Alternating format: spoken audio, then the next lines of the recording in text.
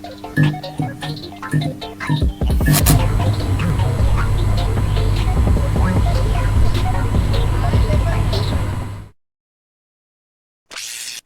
fully charged. Launch ready for WWE Aftershock in 3, 2, 1. World Wrestling Entertainment Discussion is live. Cue host Owen Finch. Hey, what's up, everybody? Welcome to WWE Aftershock Week 26. I'm flying solo this week because Chris is getting ready for his 4th of July party, and I'm going to the party, so this is the only time I can do it. Is pretty much right after NXT Level Up. Well, it's really after SmackDown, but, Level Up comes right on right afterwards, but SmackDown's the real show that matters on Friday nights. But I'm on the Birdman Finch, and I'm just going to talk about all of the WWE shows that happened this week. This was the go-home edition of Money in the Bank, and the last week of NXT Gold Rush. So there's that.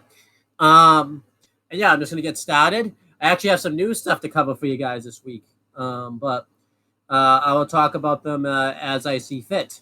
Let me get to my Raw notes. Let's start with Raw because it's always the first show that actually airs every week.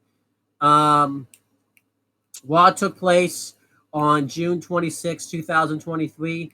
We had Kevin Patrick and Corey Graves on commentary for this show. I thought they did pretty well on commentary together. I'll just say it now. Raw was a very Vince-heavy show. There was some Triple H elements in it. I think more Triple H elements on Raw this week than it was SmackDown last week. It's just going to be a thing now. There was definitely some things you could definitely tell with Triple H, but the good thing is Vince is actually at least pushing Triple H's guys, I guess, because he doesn't really have a choice because that's all the guys that Triple H hired. But, you want this to stop, but it doesn't look like it's going to stop. There was meetings held Monday where Triple H and Nick Khan want to try to get Vince to stop, but it's just not going to happen, I don't think. But it is what it is. But to kick off Raw, Dominic Mysterio calls out Cody Rhodes. That's basically the segment. He calls him out. They were in Santa Fe, Georgia, I believe. I think that's how you say that. And this was basically in Cody's, not hometown, but home state, pretty much. And, I think he's from like Atlanta, Georgia, but he's from since they're in Georgia, he pretty much had a hometown crowd behind him and everything like that. So Dominic Mysterio got booed more than usual, and Cody was cheered more than usual. So there you go. And he's cheered pretty highly anyways, and Dominic gets booed. It was just ever more so because they were in Cody's hometown and everything like that. So kicking it off, he calls out Cody Rhodes. He basically talks shit about him, and Cody Rhodes comes out and he basically challenges Dominic Mysterio to be a man pretty much and stop hiding behind Rhea Ripley. And what I loved about this is the crowd would not let Dom get a word out one way or another, which I thought was awesome. Rhea had to do all the talking for him, which I thought added to the heat, where he talks about how Dom is going to destroy him at the pay-per-view and says that he's going to get destroyed by Damian Priest tonight. And Cody challenges Dominic Mysterio to either be a man or he gives him a choice to be a man or just to hide behind mommy all the time. Talks about how he's going to have to do this himself at the pay-per-view and stuff. And he challenges Dom to get into the ring and fight him pretty much and stuff, and Dom doesn't accept. And he teases like he's going to go back in, but he never does. I really like this segment here. Thought it was really good. I thought it got all the heat on Dom, and it got, Cody way more over, and I just really liked it. It was really awesome. Then we had the first match. It was Shinsuke Nakamura versus Ricochet. I like this match a lot. They both kind of start hitting quick offenses on each other. And eventually, Bronson Reed was out there watching, and they start double teaming him pretty much. They hit a lot of quick high offense on Bronson Reed, which was awesome. Eventually, he gets thrown out of the match, so he has to go to the back. And the match continues, actually. Like, they don't do a DQ or anything like that, which I liked. And the match kind of continues, and eventually Ricochet hits the weak coil, followed by a 450 splash on Shinsuke Nakamura for the win. And I like this match a lot. No issue with Ricochet winning here because he needed a big win. I don't think he's really had a big win since he qualified for the Money in the Bank ladder match. And I feel like, the whole thing about the ladder match is you can do all the flips, so it makes more sense for Ricochet to get a big win. So I like this a lot. Earlier in the day, it shows Matt Riddle getting interviewed, and he basically challenged Walter for the Intercontinental Championship at Money in the Bank. And he gets interviewed again on this show. And, Matt Riddle talks about how he's looking forward to taking the IC title from Walter. He's sick of being beaten down by him.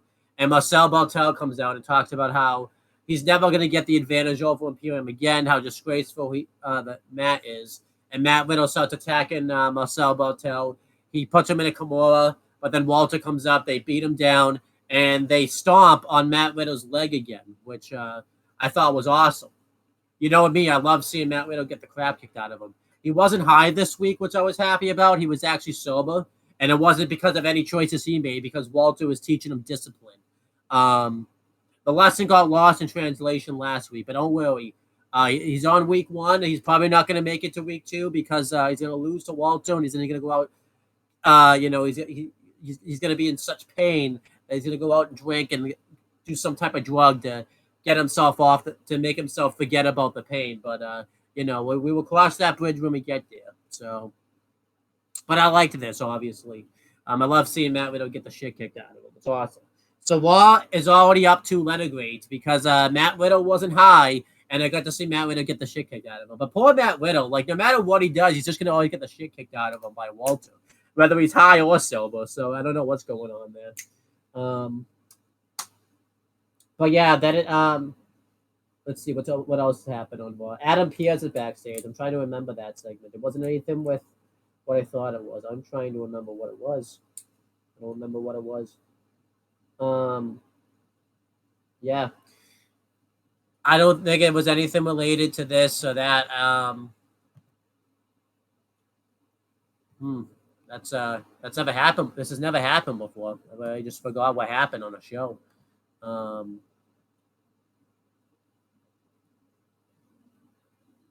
Just give me a second. See if I can figure it out. Because it wasn't anything related to the tag titles. It wasn't anything related to... Oh, now I remember. He's on the phone with somebody. And Dominic Mysterio and Rhea Ripley come in. And basically Dom wants to have a match tonight. And it's implied he wants to face this big athlete and everything like that. And Adam Pearce approves the match, and Rhea Ripley whispers who she wants him to face and everything like that. So that's what happened. So yeah, that happened. I don't know how I forgot that, but that did happen. Then it shows a video where it talks about Money in the Bank by the numbers. Jackie Redmond hosts this.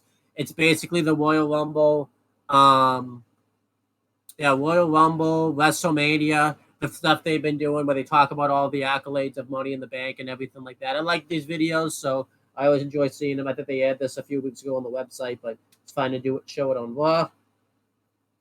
Then we had Ronda Rousey with Shayna Baszler ringside versus Raquel Rodriguez with Liv Morgan ringside. Raquel Rodriguez and Liv Morgan cut a decent promo on Instagram talking about how they're going to win the tag titles and everything like that. I mean, obviously, if they stuck to the brand split, it should have been Liv Morgan returning here, not on SmackDown, but it is. By the way, I didn't watch Raw Sidecast this week. I forgot it was even a thing until I just remembered it. Because my AC was on and I wouldn't have even heard it on my laptop because my AC is so loud sometimes. You can't hear things that happen on a computer. And I had Raw on, so I didn't watch Raw Sidecast. I'm probably not going to watch it anymore just because it really wasn't very exciting. So there's that. But yeah, this match wasn't very good. I didn't really think it was anything too significant. Ronda Rousey beat Raquel with a roll-up. They're really jobbing out Raquel for no reason. She didn't qualify for the Money in the Bank.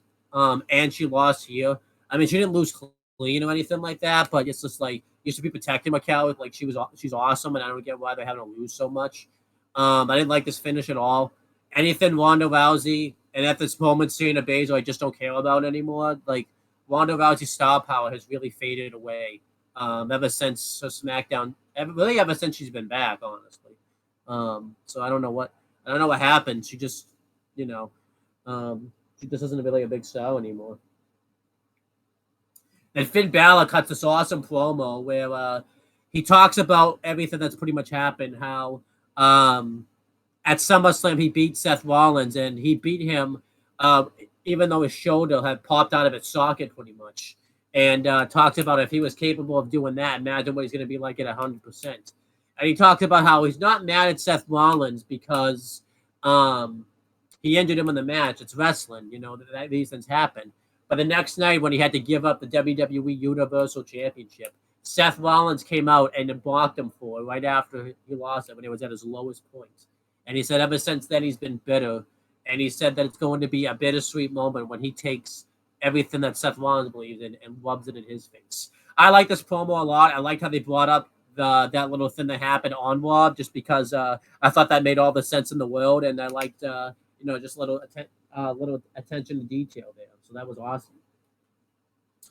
Then Seth Rollins comes out. He gives a medical update about his status heading into Money in the Bank. He talks about how he's been beaten down and he's been on the top of his game. And he talks about pretty much how he's not going to be 100%, but you're going to have to pretty much kill him. Well, he doesn't say that, but that's basically what he says, to have him not show up and defend his title at Money in the Bank. And doing this, he points out Carmelo Hayes, who was watching this match or this segment from the crowd, and puts him over. And eventually Finn Balor runs back out. He attacks Seth Rollins again, and he really starts laying into him. He throws him ribs first into the steps, and he's about to take him out with a chair, but Carmelo Hayes grabs the steel chair, and they have like a little bit of a stare down, and allows Seth Rollins to fight off Finn Balor, and he takes off the crowd, and that was that. I liked this a lot. I liked how it got over Carmelo Hayes, and I liked, the promo that Seth cut and the attack by Finn. So I just enjoyed this. I mean, the thing I didn't like is obviously why they did like a segment where Seth was giving his medical update. When he wrestled on NXT, it was pretty obvious he was going to show up. So that I didn't like. I would have liked him just to come out and talk instead of them announcing he's going to give a medical update. Because everybody knew he was going to Money in the Bank. Like a 3-year-old child knew he was going to Money in the Bank. So we've been talk about that. It shows an interview with Tommaso Ciampa where he talks about all these opportunities that he had when he came to the main roster, and he said that he just tried to make the most out of them, and he said that that's why he aligned himself with the Miz. Miz talks about how when he was injured, the Miz never gave him a phone call, he talks about how he hasn't forgotten that, and he wants to just move past the Miz and focus on winning titles. And it's supposed to be a match between Tommaso Ciampa and The Miz. The Miz completely attacks Ciampa from behind. He beats the crap out of him and lays him out with the skull crusher finale on the floor. This was fine. I don't really think it needed to go back to Tommaso Ciampa versus The Miz, but I think The Miz deserves a feud right now. He's been doing really good work in the ring recently, so I don't mind them having a feud. There's a reason for a feud to happen, so I liked this. It keeps Ciampa doing something, so I liked this. Then Walter and Marcel Bartel backstage. They're talking to each other. It's in German, so I didn't understand it. And Kevin Owens and Sami Zayn come up to him. They interrupt him, and they poke fun of it because they've been interrupting them recently. So Kevin Owens and Sami Zayn said, "Yeah, it doesn't feel so good to be interrupted now, does it?" And Walter tells them that somebody needs to teach them discipline. And he said that he taught Kevin Owens discipline, but Kevin Owens doesn't really agree with that. So Sami Zayn challenges Walter to have a match with him tonight, and Walter accepts, and he cleanses titles in front of him, and Kevin Owens just does it along with him, and then he just kind of takes off. And that was that. I liked this. I like all these guys together, so this was awesome. Then we had Dominic Mysterio with Rhea Ripley ringside versus Akira Tozawa. Obviously, Tozawa was chosen because he was meant to be like an easy opponent for Dominic Mysterio. I like that the commentators didn't treat it that way. Like, they still treated Tozawa like he was a legitimate contender, so that was good. Tozawa gets some offense in the beginning, but eventually Dominic Mysterio ends up, getting the advantage after Tozawa is distracted by Rhea, and he hits a frog splash on Tozawa for the win. And that was that. I liked this. It got Dominic a lot of heat, and the match was fairly decent. So I liked this. The Viking Raiders cut a promo, and they talk about how, Valhalla mainly cuts the promo, but they talk about how there was this deep thing that she would get into, and mentions that the wilderness hasn't been calling her recently, or the gods or the Viking gods haven't been calling her recently because of all the stuff they've been dealing with Alpha Academy. And basically, they want to finish this so that way the gods will accept them again. So, typical Viking stuff. I like this promo here. I thought it was good. Then we had the Women's Money in the Bank Summit. Pretty decent stuff here. Zelina Vega obviously won. They didn't stick to the brand split, so let her grade down. So I think I'm at like a B for Raw. I'm back to because Raw always starts at a B minus. Because I think that's always a fair trade. You have to kind of expect the show to be good. And then I think it went up to a B. I think actually it went up to a B plus because Matt Riddle got beaten up. Now it's back down to a B. Maybe like a B minus ish because it's still kind of there. Because they didn't stick to the brand split. I wasn't going to say anything about it this week because this was already announced anyways. I should have expected it. But I'm sick of them not sticking to the brand split. You have a brand split, stick to it. Like SmackDown stuck to the brand split. Why can't Raw? Oh, that's right, because Vince rewrites the show the last minute. That's why. Yeah. I'm just sick of them not sticking to the brand split. You have a brand split, stick to it. AEW stuck with them with a brand split more. They don't even really have one. So that's different reasons they have to stick to a brand split. Zelina, Io Sky, and Bayley talk about how they're going to win the Money in the Bank briefcase. Bayley talks about how she's been in the match before and everything like that. Zelina Vega talks back to them and talks about how only one of them can win the briefcase, but it's not going to be any of them. It's going to be her. She talks about she's sick of Bayley, she's sick of Io Sky, and she wants to make a name for herself. And she says that both Money in the Bank briefcases are going to the LWO. And then Trish Stratus and Zoe Stark talk, and Trish Stratus talks about how Zelina Vega also too gave praise to like everybody in the match, which I guess was cool. And then Trish Stratus talks. She says that the Money in the Bank ladder match needs her. No, it doesn't. Well, I'm saying no, it doesn't. But Zoe Stark talked about how they're gonna fight over who wins, but they're gonna, make sure that Becky doesn't win. Becky just attacks everybody. There's a big brawl, and eventually Becky Lynch stands tall and climbs up the ladder and grabs the woman's Money in the Bank briefcase. So that means she's probably not winning. But I thought the segment overall was like a thumbs in the middle. I thought Damage Control were good. I thought Zelina Vega was good. Zoe Stark and Trish Stratus were bad. And Becky Lynch was awesome. I like that she really didn't say anything. She didn't really need to. She spoke with her action. So this segment's kind of like a thumbs in the middle.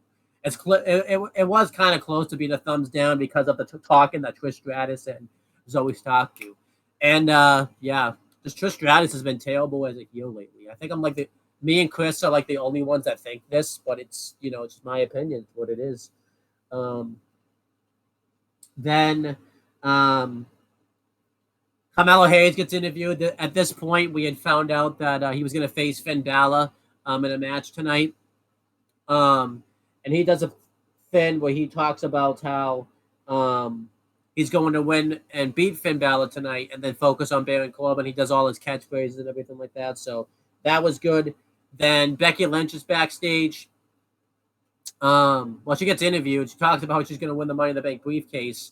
And then Rhea Ripley comes up to her and tells her to basically threatens what would happen if she cashes in the briefcase on her. Becky Lynch talks about how she doesn't need a briefcase to be relevant, and says that basically Rhea's been, playing backup going into Money in the Bank. So I like this. You're teasing a match here. This is the first time that Becky and Rhea have really had like a face-to-face, really, since I would say the NXT days. Well, I say not their NXT days, but when they faced off in NXT when the main roster invaded that episode. So I liked this. So yeah, uh, I think that's your SummerSlam match. I hope. They should have done it at Money in the Bank. It was in the UK. There's all the reasons in the world to do it, but SummerSlam, I guess, will be fine. I just don't know how they're gonna do the wrap up the Trish feud and get Becky there because that's it should be Becky versus Rhea at SummerSlam. If it's not SummerSlam, I will accept Survivor Series or even WrestleMania, but that even may be too late. I don't know. Maybe Rumble, I would be okay with that, I guess. But then we had Walter with Marcel Bartel versus Sami Zayn with Kevin Owens on commentary. This match was awesome. Walter just putting on bangers every week. I think every time that guy steps into the ring, he just has like a 5-star classic. But I mean, this match wasn't 5 stars, but he pretty much has damn close to a 5-star classic.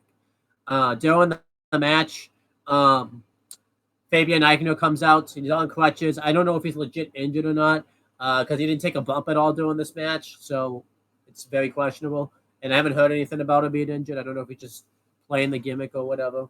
Maybe that's why they haven't. Because I think they were meant to face Sammy and KO probably at Money in the Bank, but then they had to pivot to Pretty Deadly instead. So I'm not really sure what happened. But Kevin Owens was awesome on commentary. He was shouting instructions to Sami Zayn and everything like that. And I just love this match. It's basically, it's just the black and gold version of Sami Zayn mixed with like the NXT UK prowess of Walter. It just works so well with each other. There was the bit where like Sami Zayn went for the exploder in the corner, and he like struggled like 3 times to hit it on Walter. It was awesome. Walter locks Sami Zayn at one point into the sleeper hold, and you think he's gonna pass out, but he never does.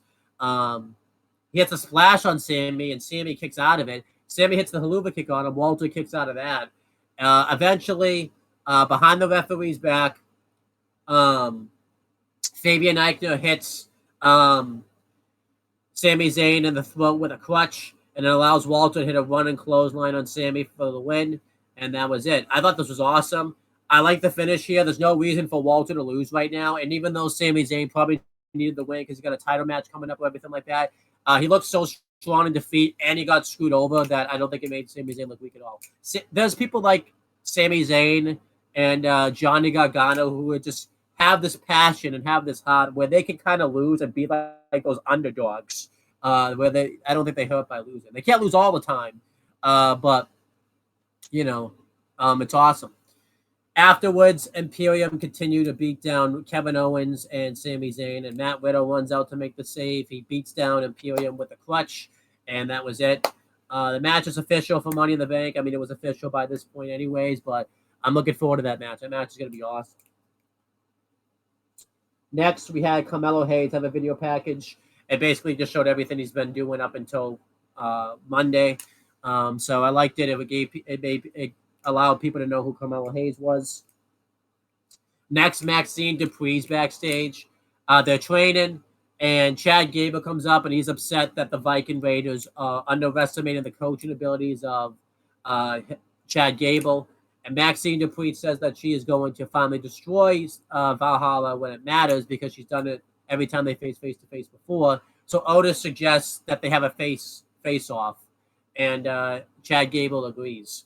I don't know if they mean like a match next week or if they're going to have an actual face-off. I wish they did a kickoff because this match would be awesome on the kickoff show. But, I mean, they do a kickoff. I just wish they did a match on the kickoff. But it is what it is. But I like this segment here. I'm really into, obviously, Alpha Academy and the conclusion of Maxine Dupree. It's really good. So, then Natalya gets interviewed. She talks about how she's sick of being attacked by Rhea Ripley and says that she needs to make a change. So she challenges Rhea Ripley to a match for the WWE Women's World Heavyweight Championship next week. So there's that. Then we had Finn Balor versus Carmelo Hayes. This match was awesome. They gave Carmelo Hayes a lot of offense here, and he looked really strong.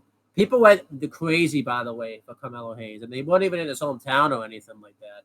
But they really liked this guy, which is interesting. I mean, I know he's been in the Indies before and everything like that, but he's an NXT talent, pretty much homegrown. And people were going crazy for him. It was awesome.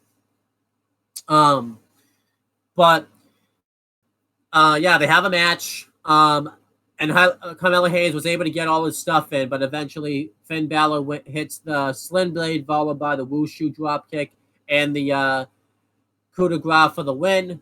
I liked this a lot. It made Carmelo Hayes look really strong in defeat. But eventually, Finn Balor was just the more experienced guy in the match.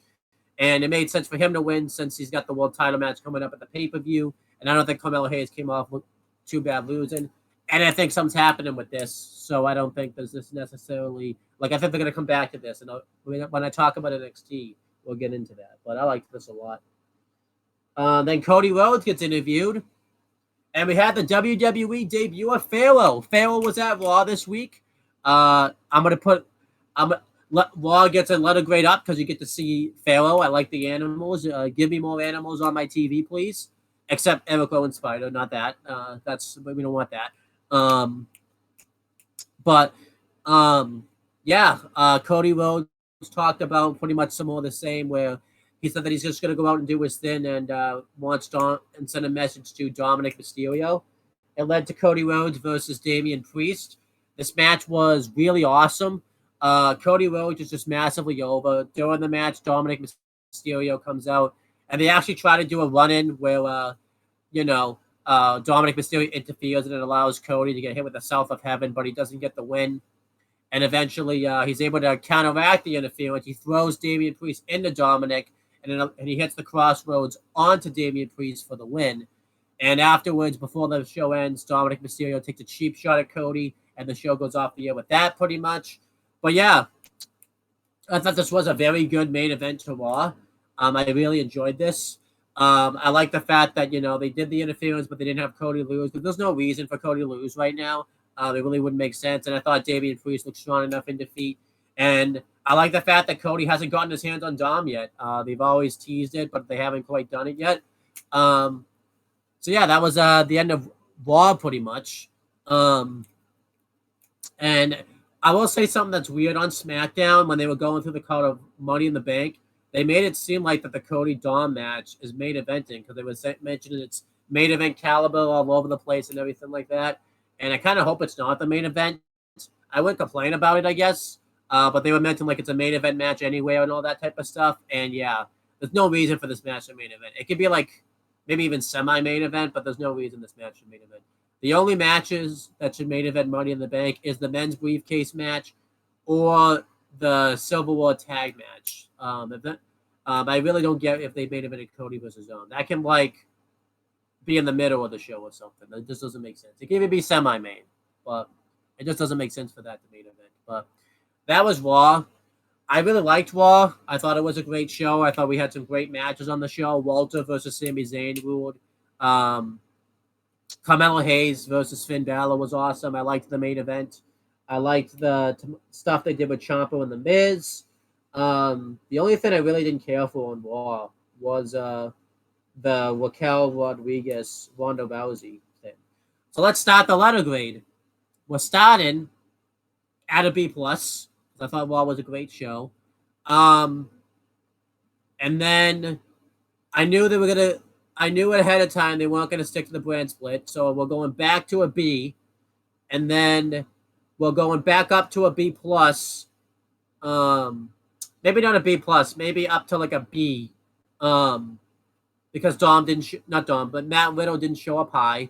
So it's like a higher B. And then I do like seeing Matt Riddle get beaten up, but I'm going to leave it at a B just because it wasn't high Matt Riddle getting beat up, so you meant to kind of feel bad for him because the guy shows up to work sober for a change and he still gets the shit kicked out of him, so you kind of had to feel bad for him. And then we're back up to a B+ because we saw animals on Raw. I mean, I guess technically humans are animals, but I'm saying like legit four-legged creatures type of things. You got to see Pharaoh, you got to see the doggies and stuff. I mean, you can't say no to that. So Raw started at a B+, and it went back to a B+. So that's awesome. So yeah, there you go. Maybe Vince running the company isn't all that bad because we still got a B+ show out of it. So what am I complaining about? So there you go. But let's continue. I want to start with NXT. We're going to follow house show rules this week. We're going to cover Level Up first because I don't want to cover Level Up last this week, and it takes place the same day as NXT anyways, so we'll do that. I just saw Level Up like 2 seconds ago, too, so that's awesome. But, yeah, Level Up was recorded on Tuesday, whatever date that was. I'll say it in a second. I think it would have been the 28th. And it aired today on June 30th, 2023. We had Byron Saxon and Blake Howard on commentary for it. It kicked off with Kalani Jordan versus Blair Davenport. Blair Davenport, I believe, has new theme music now. At least it's the first time I've heard it.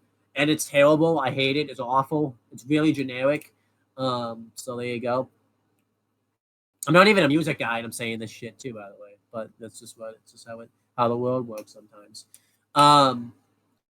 Yeah, this match was fairly solid. They let Jordan get a lot of offense in. She hit a really cool backflip into a back elbow. She had a really cool springboard crossbody, but eventually Blair Davenport hit a Falcon Arrow onto Jordan for the win. That makes sense, obviously, because Blair Davenport is being pushed right now in NXT. Kalani Jordan is still new to the program, but she's really impressed me in her past few performances. I don't know why they couldn't put this match on at least week 1 of Gold Rush instead of that tag match they put last week with the Metaphor versus Valentina Voice and Yua and Leon or whatever her name is. I don't know why that wasn't on Level Up and this was here. That this doesn't make sense to me, but whatever. Then Miles Bourne got interviewed. He talked about how he took some time away to kind of collect himself and said that tonight he's going to be the one on top of Joe Coffey tonight. And what he means by that is pinfall on top, not the other way. I hope anyways. I mean, it's fine if it is. No issues with it, but, you know. Then we had the main event of Level Up. I wonder if you get paid extra because there's all that whole thing. You get paid extra if you main event NXT, Raw, and all these pay-per-views. I wonder if you get paid extra for main event and Level Up and main event. I wonder if that's a thing. I don't know. But it was Joe Coffey versus Miles Bourne. This match was supposed to happen last week, but it was called off for unknown reasons. But so they had it happen this week. Even though we find out in NXT, Joe Coffey was supposed to lay low. He didn't listen. So I don't know what's going on there. This match was decent. I'm still not into Miles Bourne yet. He's just very generic at the moment. He's better on the mic now, which is good. But it's about what you would expect. I was texting James and Chris during this time, so I wasn't paying much attention to it. But Joe Coffey wins with the Awa Best for the Bells, and that was it there. That was okay. Sometimes I'm really not into Joe Coffey. Sometimes he just gets in the ring. He just doesn't really do anything all that interesting, which is just weird. Gallus as an act has always been like a very hot and cold to me. Sometimes I like him. Sometimes I hate them. I can't make up my mind when it comes to Gallus. So there you go. I don't know why that is. It's just one of those things. I don't know what it is about Gallus. Just sometimes I'm just not into him. So maybe I'll ask James about it when he gets on there. Maybe it's just me. But yeah, Level Up was decent. I'll give that like a C, mainly for the opener. There was only 2 matches. I don't know why that was the case. It's usually 3 matches, but there's that. Now we have NXT Gold Rush. I think that aired like June 8th. The commentary team was Booker T and Vic Joseph. Everybody knows how I feel about them on commentary. I'm not going to keep repeating myself. We had the intro. The intro was pretty good. It was kind of just the same one as last week, except they updated it a little bit. We had the opener. It was Thea here with Duke Hudson versus Tiffany Stratton for the NXT Women's Championship, which was being defended by Tiffany Stratton. This match was very good. I thought they both stepped up the game. Not Tiffany Stratton. Thea Hale was awesome in this match. She really carried this match, to be honest. And she had this match won a handful of times. During the match, Drew Gulak and Charlie Dempsey come out, and they're watching the match. They're giving Thea Hale advice. Eventually, at one point, she has the match won. She locks Tiffany Stratton into the Kimura lock, but the referee is distracted by Gulak because there's a bunch of commotion going on the outside, and it allows eventually Tiffany Stratton to win with a roll-up. Finish was bad. I'm not going to talk about Peyton Tiffany Stratton as champ anymore. Everybody knows my feelings on that. I'm not going to keep repeating myself. Afterwards, Gulak and Dempsey beat down Duke Hudson, and Thea Hale is upset about this, and eventually Andre Chase returns, and he helps fight off Gulak and Dempsey, and Chase U reunites, and that was it. They do a funny thing backstage. You didn't see it like actually on NXT. It was on on Instagram, where like Duke Hudson was wondering like where Andre Chase was, and he had apparently been calling the wrong phone number. It was pretty funny.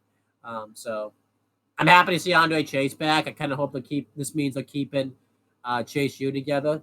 But you never know. Shawn Michaels, loves breaking up those tag teams. We'll talk about that in this show. But yeah, we'll see. I'm doing star rating since this was technically a pay-per-view. This match was very good. I give it like 3 3/4 stars. The only thing that sucked about it was that Tiffany Stratton won. And the finish sucked. But, other than that, I liked it. Then Dallas is backstage. They are wondering what Joe Coffey is. But they said they have to go out there and handle business, and they're going to retain their titles. They don't need them. And then Adrian Sanofi and Malik Blade are backstage, and they talk about how this is a big opportunity for them, and they look forward to winning the NXT Tag Team Championships. Then Dana Brooks backstage, and this is from last week, she's being attended by the medical team, and Kalana Jordan comes up, and she basically puts over Dana Brooke, talks about how she loves the gym background, and she said that she's always looked up to her. She saw her as inspiration to the business and everything like that. And Kalani Jordan says that she wants to step into the ring with Dana Brooke, and Dana Brooke basically accepts once her knee recovers. So there was that. That was okay, I guess. I'm looking forward to seeing them have a match with each other, I guess. I imagine poor Jade's going to come in and like interrupt it and stuff. So there you go. Then we had the NXT Tag Team Championship match. It was Gallus defending the titles against Adrian Sanofi and Malik Blade. Really good match here. Malik Blade and Adrian Sanofi were a little choppy at the match. Like they were supposed to, I think it was Anofe was supposed to do like some type of bulldog off of one of the Gallus guys onto the other, but it didn't really work out that way. But those things happen sometimes. But eventually, everybody's just started taking dives on each other, and Stacks runs out, and he goes to hit like a running uppercut onto Mark Coffey, but he inadvertently hits, I think it's Anofe. However, it wasn't so inadvertent as we thought, because he puts him back in the ring, and he allows Gallus to hit the finisher for the win. I think it's like the one in Buddha Doom or something. And wins, and they retain their titles. Originally, I didn't hate this finish too much, because I was thinking they want, that Stack wants Gallus to remain champion, so that way they can be the champions when Tony D gets out of jail. They can take the titles off them. So I'm like, okay, I can kind of see what they're doing here, but I gave the match 3.5 stars because it was still good enough. But they kind of fuck it up later in the show. During the match too, Angel Garza and Humberto Carrillo were watching it. So great, we're not second to the brand split, because they're all superstars. They're not free agents. They can't just randomly show up to NXT whenever they want. So automatic letter grade down. So there you go. Then the Metaphor get interviewed. They cut a really bad promo. Mackenzie Mitchell keeps trying to ask Noam Dar about the Heritage Cup loss, but they don't want to talk about it. And eventually, what's his name now? It's not Obafemi, but what's his name? Because I can't call him Oliver Calder anymore. I'm not allowed to. I can't even think of his new name, and I knew it. I forget. It's on Oliver Calder. I I have to call him Oliver Calder this week because we'll be sitting here for a while. Oh, Mensa. There you go. I got there in the end. He talks about how he wants him and Noam Dar to win the tag titles. And Last Legend and Jakala Jackson want to win the women's tag titles. They call out Shayna Baszler and Ronda Rousey. So, yeah. That match is not going to be good. That's probably going to be like one of the worst matches of the year. And there's been a lot of matches probably in the NWA that have been bad. I think that match might top it. But then again, Tyrus would like to speak to you because I haven't had to watch any Tyrus matches, and James has. So, but the segment was bad. Then the Schism have a family meeting. Zach Gibson and James Drake are upset with Joe Gacy because they were promised all this stuff when they were brought into the Schism, and none of that stuff's happened. If anything, the careers are in a worse place, and Joe Gacy's trying to talk them out of it, saying that that's not the case, saying that they've been able to speak up. I did like how he threw shade at James Drake because he talked about how before when they were in NXT UK and everything like that only Zach Gibson did the talking. So I would like that was mentioned. But during this, Diamond Mine come out, and they're basically sick of seeing Schism, and they basically want to get rid of him. And Joe Gacy wants to get rid of the cancer of Diamond Mine, so he challenges on behalf of Grizzled Young Veterans. It's Grizzled Young Veterans versus Diamond Mine, and whoever loses has to leave NXT. And the Grizzled Young Veterans aren't very happy about this. And Ava basically kind of tells them to relax, that Joe Gacy has a plan. So I like this. I am going to do predictions for NXT, but I'm liking the fact, that they did this. It's looking like they were going to finally have to dissolve the Schism, which is awesome. And I don't know what it means for Grizzled Young Veterans if they're leaving NXT and going to the main roster as Grizzled Young Veterans, or they're leaving the main WWE altogether, and we're going to see them somewhere else. I would prefer Impact because I think they could be used really well in Impact. They would probably be used well in AEW, but there's just so many teams in the AEW. I think they get lost in the shuffle. I think Impact's the perfect place for them to go. So there you go. Next, it's on another vignette for Lucian Price and Bronco Nima talking about the days in the streets and everything like that. So there you go. Next, Hanky Tanky, Scripps, and Axiom are backstage, and they're watching this vignette and everything like that. They talk about, they talk about how they fought each other and became partners and everything like that. But Scripps and Axiom don't think they are partners. And then Nathan Fraser walks by Axiom, and he has the Heritage Cup. And this is a reference because when he was a kid, he was the first ever Heritage Cup champion. And he says that there's something pushing him there. So I kind of like that reference there. And then Carmelo Hayes and Trick Williams are backstage. They're getting ready for Carmelo Hayes' NXT title match. Rhea Ripley comes up and basically warns Carmelo Hayes to stay out of the Judgment Day's business. So this is why I don't think the stuff between Carmelo Hayes and Judgment Day is quite over yet. Excuse me while I shut my AC off because I'm freezing.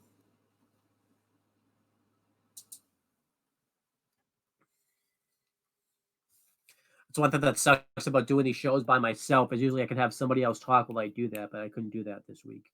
But you just have to hear 2 seconds of dead air. You guys can deal with that. But yeah, Carmelo Hayes after this Trick Williams told Carmelo Hayes just to focus on Corbin, so I like this. Then we had Dragon Lee with Valentina Valois versus Nathan Fraser with Yulisa Leon. Nathan Fraser was defending the NXT Heritage Cup. I liked this. Again, I don't like the Heritage Cup rules. It's just not my thing. I feel like they could have had a better match if it was just a regular match, but the Heritage Cup rules really limits what they can do. They kind of start feeling each other out, kind of just doing chain grapples, and then eventually at round 2, Nathan Fraser gets a roll-up victory over Dragon Lee, and then they have a few more minutes. They do a lot of really quick high dives and everything like that, and then eventually Dragon Lee hits a Hurricanrana off the top and rolls up Nathan Fraser. He gets the win or gets the fall, and eventually they have another roll up, and it was like at round 5. It was like at the last second, and he's able to get the pinfall. So yeah, I liked this overall. I thought this was a very good match. I gave it like 3 3/4 stars. I just think if they could have had a proper match, this could have really stolen the show. But the Heritage Cup rules, I thought, kind of limited what they could do. Because every time you get into the match, um, the round ends. I really think they need to. I don't mind the Heritage Cup rules, but they need to make the rounds 10 minutes each. And it's like 3 10-minute rounds instead of 3 6-minute rounds. I just don't think that benefits anybody. So, um, I feel like too we need to start using Dragon Lee a little bit better. He's had a little bit too much losses. I think it's time to get him either onto the main roster and have him doing stuff there for like the IC or US title, or just kind of having him do other stuff. But then next it shows a video package of Raw Underground, basically the history of Raw Underground, and yeah. I will say one thing about WWE when it comes to the video package, they can make the shittiest stipulation look like it's like the best thing in the world. I don't know how they managed to do that, but they can do that. So um then it shows Eddie Thorpe and Gable Stevenson training for Raw Underground. And Gable Stevenson's kind of talking about the history between him and Damon Kemp, talking about how knew him when he was growing up and everything like that. He talked about how he knew his parents. They really took care of him. And then they talk about how Eddie Thorpe did really well training and says that he's going to be ringside and his parents. Well, actually, he doesn't even say his parents. He says that Damon Kemp's family is going to be out there. And this is funny because in real life, they're brothers, but they're kind of not really playing up to it. So I think that's pretty hilarious. But I like this segment here. I'm wondering, it's not called Raw Underground. It's going to be called NXT Underground. I do wonder how they're going to go about that. Then Wes Lee and Miles Bourne are backstage. They're just kind of having a conversation. Not much happens with it, really. And Mustafa Ali comes up to Wes Lee and he congratulates him on retaining his title, and he wants a match for the North American Championship. And Tyler Bate comes up and he basically calls out Mustafa Ali for being a shitty referee, and they kind of argue back and forth about who should get the North American title. So Wes Lee just walks off. I liked this. I do like the slow transition into Mustafa Ali as a heel. I kind of hope it leads to him cheating to become the new North American champion, but we'll find out. So this gets turned into a match later. We find out that the match is going to happen next week. So I'm pretty excited about that. Then Mr. Stone's backstage. He's looking for Von Wagner. He finally finds him. Von Wagner's just upset. He's remembering all this bad stuff that, he had to deal with when he told Mr. Stone the story of what he had to deal with as a kid, and said that just needs to be by himself. And Mr. Stone, kind of understands that. So I'm liking what they're doing with Von Wagner. It's really working. If they want to make this guy a main eventer, they're doing a pretty good job of it at the moment, I think. Then we had Gigi Dolan versus Kiana James. This match was bad. This match moved in slow motion, and it was just really bad. It lasted a very long time, too. It just felt like it went on forever. But eventually, Gigi Dolan won with a finisher. I don't even know what it's called. Afterwards, Kiana James attacks her from behind with her purse that she brings inside, and she dumps paint over Gigi Dolan. So they're going to continue this. Sean loves to continue feuds, that don't have any business going by one match. It's like, I don't get why he continues feuds beyond one match. It's like, do you really need to extend this? Like, I don't get this at all. And then we have the dumbest thing that happens on the show. And I really am pissed that Chris isn't here for this and that James isn't here right now, because he really should hear this, but he's not here. So, Tony D is at jail pretty much. He's in jail. He's at the visiting center part of the jail. And who visits him? It's not Stacks. It's Joe Coffey. And Tony D tells Joe Coffey that he has a lot of nerve showing up here after what ratted him out to the police and everything like that. And he basically tells him that when Stacks gets done with me out of here, we're going to take those titles from you. And Joe Coffey then says, you may want to watch Stacks, because not all seems what you think it is. And I'm like, oh, come on, Sean, why? he says what he wants to know what he's talking about, and basically we find out that Stax is the rats. Joe Coffey takes out his phone and he reveals recorded footage that he recorded on his phone, um, where he basically Stax is basically telling him after he's kidnapped that he's sick of being the Don of NXT. He tells Joe Coffey just to lay low for a week, make this seem real, and then everything's gonna make more sense. So basically, they're making it seem like that Stax was the one that was the rat all along. It's a swerve. Um, Now I could talk about how what doesn't make sense is that they played this over the phones in jail, and apparently they track those calls, so it doesn't make sense to do this. But I don't want to focus on that right now. This is Shawn Michaels again, possibly breaking up another tag team. And this tag team was over, by the way. Everyone loved Tony D and Stax. They were really liking this tag team. But nope. We're gonna break them up. Now I know what people are thinking, right? Well, it's probably a ruse. They're making it look like that Stax said this, and it's just gonna be find out it's a ruse. I don't think it is because Shawn Michaels hates tag teams, guys. He wants every tag team to break up, and I'm sick of it. Because one, Stax can't exactly wrestle by himself. He's a tag team guy. He can't do the singles matches.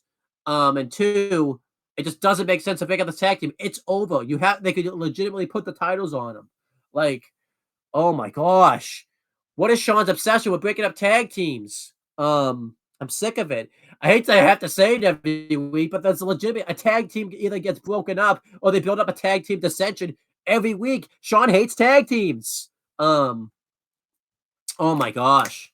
This segment really pissed me off too because I'm focusing more on that, the fact that basically Joe Coffey basically just aired or basically just went on the phones that the police track and said that and aired a kidnapping and aired like he was, I don't even know, but we have more important shit to deal with. It's that Shawn's just obsessed with breaking up fucking tag teams. If a tag team gets over in NXT, Shawn is no fucking rush to break up that fucking tag team. Why are you breaking up this tag team? It doesn't make any sense. I'm sick of it. Honestly, this pissed me off the rest of the night too. It's fucking terrible. And why it's bad to keep doing this, by the way, is no one. It makes it tough to get invested in any tag team because you think that Shawn's just gonna break them up within like 3 weeks. So it's like, ugh, so annoying. Continuing though, it shows footage of when Roxanne Perez had a Snapchat Q&A. And during the Q&A, she gets a question by Blair Davenport. And the question was, can you take out Blair Davenport or something? And it leads to her getting attacked, and that was basically it. I liked this a lot. I liked how it was something different to do in a storyline, and I like that they continued the storyline like on a Q&A show. I thought that was pretty cool. So I like this. Then JC Jane and others are backstage, and JC Jane's talking shit about Lyra Valkyria, and she attacks her, and it has to be broken up, and then Rhea Ripley comes up and says that she likes what she saw right there. So we're gonna get a match out of that. Then Grizzled and Veterans and Ava are backstage, and they're not happy that Joe Gacy put the careers on the line, and Ava says that basically to be patient, pretty much. Joe Gacy has a plan. Then we had the main event match. It was the NXT Championship match. It was Carmelo Hayes with Trick Williams inside defending the belt against Baron Corbin. Baron Corbin was back to the Lone Wolf persona. He came out and, he had the Lone Wolf gear on, the Lone Wolf music, his original music he had when he was first in NXT. And I thought it was awesome. I hope he kind of stays with that gimmick the rest of his career. You have a chance to completely stick with it now. So I hope this isn't just a one and done type of thing. This match was awesome. Carmelo Hayes starts off the match really aggressive. He goes for a scissors kick, but Corbin was out of the way. And Corbin viciously beats down Carmelo Hayes throughout much of this match. There's at one point where he hits the deep six onto the announcer's table, and he just bounces Carmelo Hayes off the announcer's table over and over again. It was awesome. And he nearly wins again with a second deep six. And then he goes for the end of days. Carmelo Hayes counters it. He hits nothing but net on him, and Carmelo Hayes retains the NXT title. This was a great match here. I thought it was absolutely awesome. And I really enjoyed this. So I'm going to give this match 4 stars. Thought it was a great match. And yeah, it made Carmelo Hayes look really strong. The fact that he took all this damage, especially too after that really good performance he had on Raw, and he still won. I was thinking they were going to do a dirty finish or whatever, but I know the next step that Carmelo Hayes is going to have. I think Carmelo Hayes is going to face Finn Balor now at the Great American Bash for the NXT Championship. And I think that'd make a whole lot of sense. Since he's been getting involved in Judgment Day business as of late, and they did that segment with Rhea. They had a match on NXT. Finn has a claim to go after the NXT title, so I kind of hope that that's the match they go with for the Great American Bash, because they don't have a heel right now at the moment that they can, have that they can build up and have face Carmelo Hayes right away. So I kind of hope that's the case right there, but we'll see. But yeah, that was awesome. But that's not the end of the show. Braun Breaker's backstage. He's shouting at Shawn Michaels backstage and says, "No, if you have nothing for me, I'm leaving." And he storms out. The camera guy wants to know what that was about, and Braun Breaker says he'll announce it next week. So I like the fact it ended on a cliffhanger. That we're gonna find out what's gonna happen with that next week, because I forgot to mention it earlier. They showed a video package of Billy Dragunov talking about all the damage he's taken and everything and stuff, and that's supposed to be his feud, but maybe that's not going to be his feud. So I don't know what that means for Braun Breaker, so I'm interested to see what happens next week. Because I think he's due for a call-up soon. I don't really know what else he can do in NXT. So that'll be interesting. But that was Gold Rush Week 2. If you had to ask me which week I liked better, I would probably pick Week 1, just because I thought Week 1 was a bit more impactful. I thought the matches and stuff were a little bit better. But Week 2 I thought was pretty good. I'll give Week 2 a B. I thought there was some good wrestling on it. I thought the finishes on the show really weren't as good on the last one too. Like, I didn't like the finish to the women's title match. I didn't like the finish of the tag title match, and I didn't like the finish of the main event I liked, but and it had some bad stuff that happened on the show, like that Stacks might be the rat now, and the GD Dolan versus Kiana Jane match was just fucking bad. So I'll give NXT a B. And I'll keep it at a B. I know they didn't stick to the brand split, but now instead of it just being like a high B, it's now like a low B. So I'll keep it that way. But let's go through main event real quick. That took place on June 28th, 2023. The commentary team was Byron Saxton and Kevin Patrick. I thought they did pretty well on commentary. We had Kiana Chance with Kaden Carter versus Emma. I thought this match was decent. It was kind of the same thing as the Blair Davenport Kalani Jordan match, except this time Emma tried to cheat by using the ropes, and Kaden Carter took her feet off the ropes, and it allowed Katana Chance to hit a rolling recoil on her for the win. I don't get why they're jobbing out Emma. It doesn't make sense that they brought Emma back and they haven't really done anything with her. The thing they should do with her is put her in the tag division and have a team with Dana Brooke again, because they were pretty entertaining as a team, and you could easily turn Dana Brooke heel. It'd be pretty easy to do. Instead of having it, it would be another team for your tag division, and it would just be a lot better. Because I don't even think they have many teams at the moment at the tag division. I think it's just like Damage Control and like Liv and Raquel, and they were just thrown together. So, and I guess Katana Chance, Kaden Carter, but they've already lost to the champs now. So, I guess they have more teams than I think, but it's not very many. So, I don't know why they don't just throw Emma and Dana Brooke together. It make a lot of sense. But yeah, that match was decent. Then we had Apollo Crews versus JD McDonough. This match was awesome.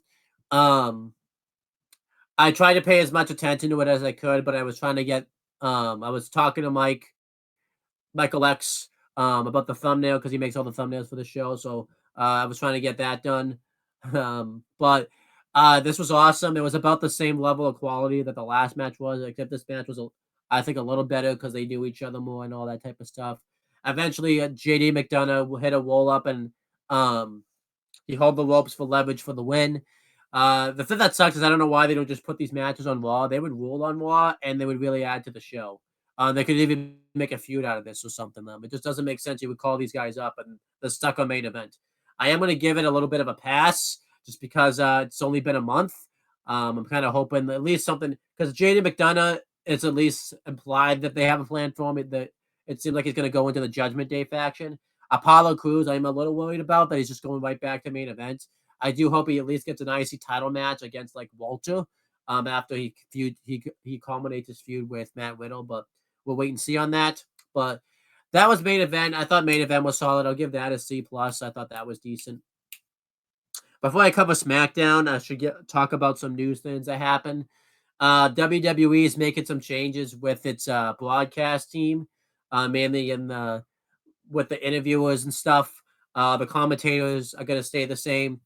Jackie Redmond is now going to be one of the backstage interviewers for Raw. She's going to do that alongside Byron Saxton. Originally, I was pissed about this because I'll admit I was working and I just saw that this was on my phone and I couldn't really read the article. I'm like, well, this is Vince because I thought he got rid of Kathy Kelly and replaced her with Jackie Redmond because I think Jackie Redmond was a big Vince John Laurinaitis signing because just look her up, you would understand that that's a big signing that they wanted. At least that's just my opinion, anyways. But once I read the article, Kathy Kelly is going to move to SmackDown and be the backstage interviewer along with Kayla Braxton. And Jackie Redmond now is going to be the backstage interviewer on Raw, and she's going to be one of the panelists on the pay-per-view with Peter Rosenberg, Booker T, and Kayla Braxton. I personally wouldn't do that part of it. I don't mind her being the backstage interviewer on Raw, but I think Kathy Kelly should be the one on the panel instead of Jackie Redmond. I get it because she does that more as a living now because obviously she does the stuff with NHL with all the drafts and everything like that. But I think Kathy Kelly deserves that spot a little bit more, but it is what it is. And if you're wondering, she's not going to be on Raw Talk or the SmackDown Lowdown anymore. Now that's going to be Megan Morant that does that now. She's basically going to do all the in-studio work, which I think is fine. I think she does that pretty well anyways, and her and Matt Camp have decent chemistry from the days on the bump and all that type of stuff. Yeah, Jackie Redmond being the backstage interviewer on Raw, I think she'll do okay at it. I've never seen her interview anybody, so it's really tough for me to say like how well she'll do. I'm okay with Kathy Kelly moving to SmackDown because that's the big network show anyways. And a lot of the big stars she knows because she's interviewed them before in the NXT days and stuff anyways. And yeah, I think that's going to be awesome. Her and Kayla Braxton get along really well. So they're like best friends in real life. So I think that's okay that they're together backstage. But yeah, I hope the wrestlers are very nice to Jackie Redmond because there's times they're not too nice to Byron Saxton. They're kind of mean to him. So maybe Jackie Redmond will stick up for him, but I doubt that. But we'll see. But yeah, I'm okay with this change. I do think that Jackie Redmond doesn't need to be on the panel. I think that should be Kathy Kelly's spot, but that's just my opinion. And then there's some other news that aired, whether that didn't air that was revealed before SmackDown. I want to make sure that I have the article. Darian Drozdov, better known as Droz, passed away today because it's 11:30. I have the article up. I haven't read it yet, so I don't even know why I passed for. I'm just going to read it word for word. But he passed away at the age of 54. Fightful was sad to report that Darian Drozdov, known to wrestling fans as Droz, has passed away. Droz signed with WWE in the late 90s and was famously part of the Beyond the Mat documentary where he met with Vince McMahon. It was dubbed Puke, as he had the ability to vomit on demand. Droz was paired with the Legion of Doom, Hawk and Animal, and Prince Albert Mount Bloom during his WWE career. His career was tragically cut short in October 1999 when he fractured two vertebrae in his neck after slipping during a spot against D'Lo Brown. Draws would never walk again. He remained with WWE after the incident, working as a writer and columnist. He would make appearances on DVD documentaries and Dark Side of the Ring. WWE ran a graphic remembering Draws to open the June 30th episode of SmackDown, which is why I'm putting this up. It's not. I don't know how he passed. It's not really revealing that information at the moment. I haven't been able to really keep up to date with it just because I've been busy today, setting other things up and all that type of stuff. But yeah, I'm not really sure.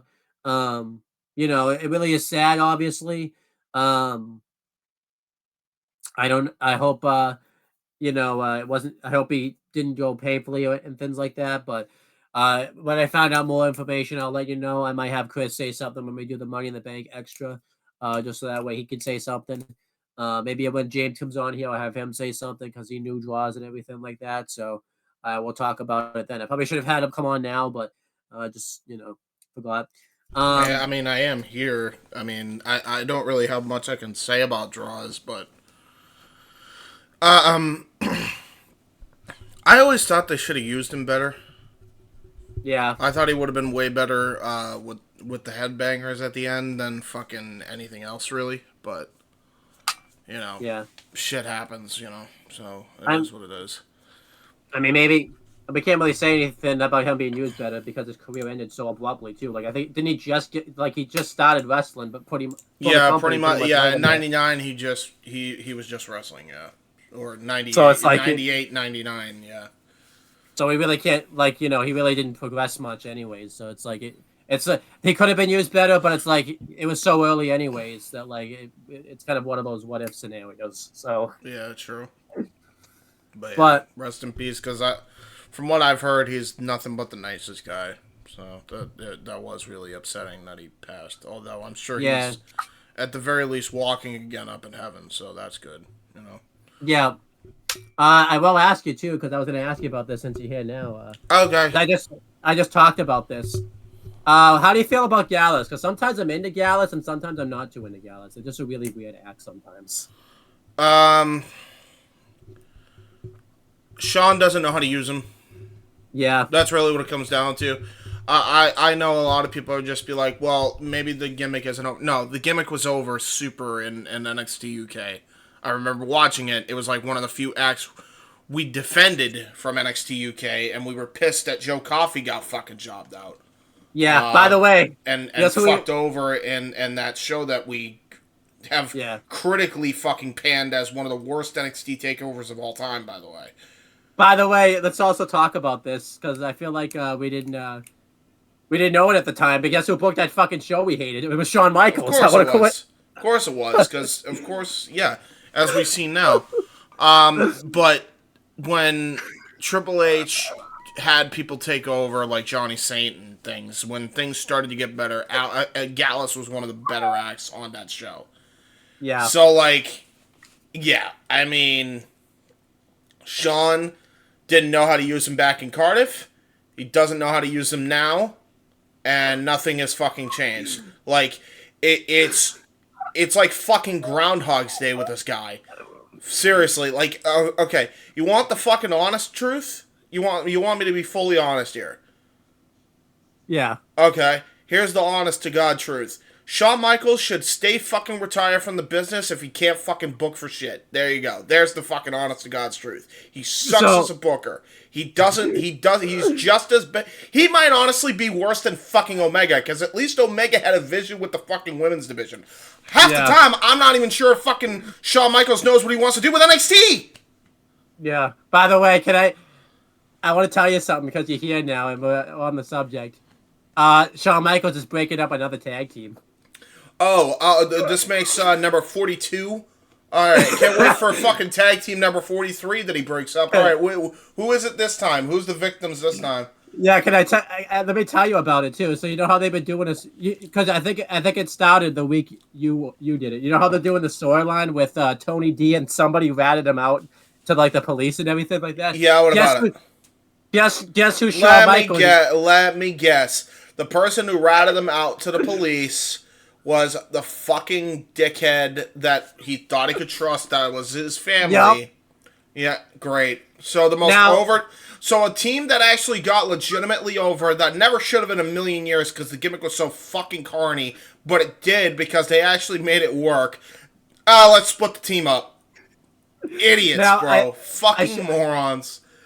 I should mention, because Chris Dodd did mention this and stuff, this might be a ruse. It might just be Gallus tricking Tony D to make him think that, but I don't fucking believe that. I think Shawn's legitimately going to break this fucking team up. Oh, my God, man.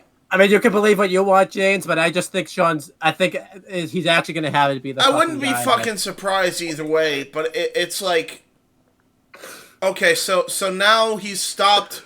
So what is the alternative, right? Because he's done this a couple times now. Okay, so we're not breaking up teams, but we're going to tease we're breaking up teams and then fucking run that goddamn concept into the ground, too? And the worst part about it, by the way, too, you want to know how they revealed this, too? Because this is even, like, I didn't put too much attention on this because the bigger issue is that Shawn's doing this shit again. You know how, like, they have the visiting centers in the jail, right? And apparently the police track those where, like, if you say anything bad, you know, you can, like, be in trouble for that. Mm-hmm. That's how it was revealed. Joe Coffey went to the visiting center. They had, like, that conversation, and he revealed on recording that Stacks basically ratted him out and like he was kidnapped the week before and everything like that. So like, yeah, Shawn doesn't know how to book anything. He can't do anything. What the fuck is this guy doing? So he actually did rat him out. So okay. Well, no, we don't know that yet because Joe Coffey's the one that revealed it. So there might be some trickery there. But I fully believe that Shawn's actually gonna have it be the case though. Like this dude does not know how to do shit. Fuck. Like why couldn't get him off the fucking creative board? I swear to God. Yeah. Why is this, dude? The only thing that really, honest to God, is worse than this is Hogan era TNA. Yeah. That's really it. This is some of the shittiest fucking booking, man, that I've ever heard in my life. I'm sorry, but I know fucking 5-year-olds that can write more coherent fucking storylines than this fucking guy. Jesus Christ. Yeah.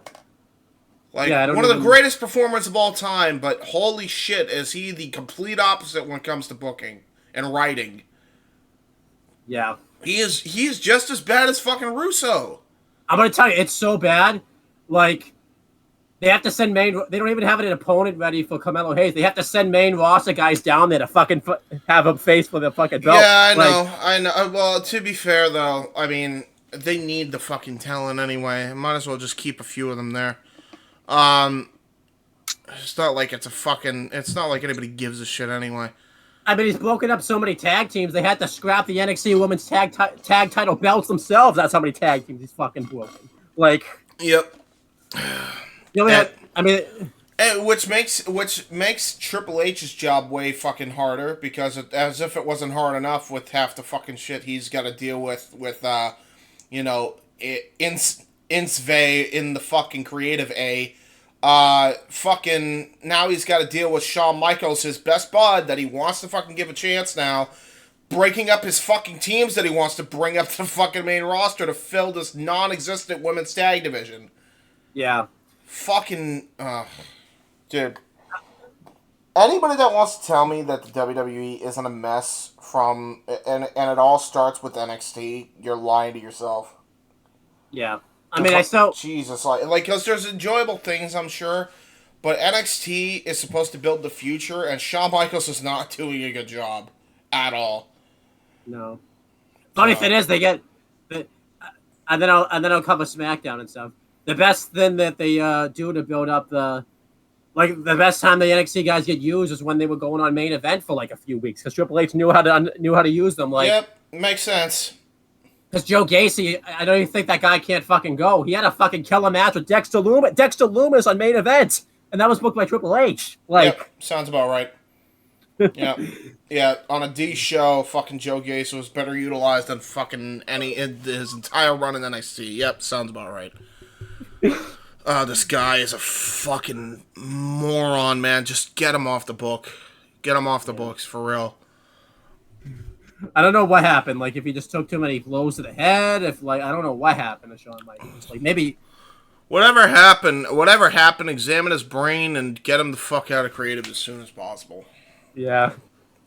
But anyhow, I'm going to cover SmackDown and then do my picks for Money in the Bank. And Alright, you have fun with that. So yeah, we have SmackDown. It took place tonight. Well, now it took place. No, it's still tonight because it's 11:50. So still tonight. Well, I guess yesterday because it's going up on It's still going to be yesterday for the audience because I'm going to be uploading this and I'm making sure it's airing at like 6 a.m. Yeah.